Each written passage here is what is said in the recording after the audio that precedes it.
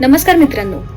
काही जणांच्या आयुष्यात सगळ्यात मोठा टप्पा येतो तो म्हणजे डिवोर्स घेण्याचा निर्णय. पण सुरुवातीला नेमकं काय करावं हे माहीत नसतं. आजच्या भागात आपण पाहणार आहोत, जर डिवोर्स घ्यायचा असेल तर सुरुवातीला नेमकं काय करावं. चला पाहूया. सर्वात पहिलं म्हणजे मनापासून संवाद करा. एकत्र बसून मनातल्या भावना मोकळ्या करून बोला. आपण काय अपेक्षा करतोय, समोरच्याची काय अपेक्षा आहे याची कल्पना करा. समजून घ्या आणि ऐकणं हे सर्वात मोठं पाऊल आहे. कायदे जाणून घ्या.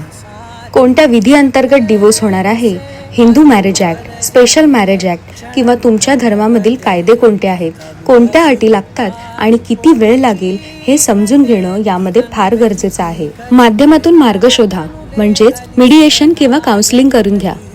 अडचणी असतील तर तज्ज्ञांची मदत सुद्धा घ्या. काही सुधारता येईल का ते पहा. हे एक ब्रिजिंग स्टेप आहे. डिवोर्स न घेता गाडी थांबवण्याचा प्रयत्न.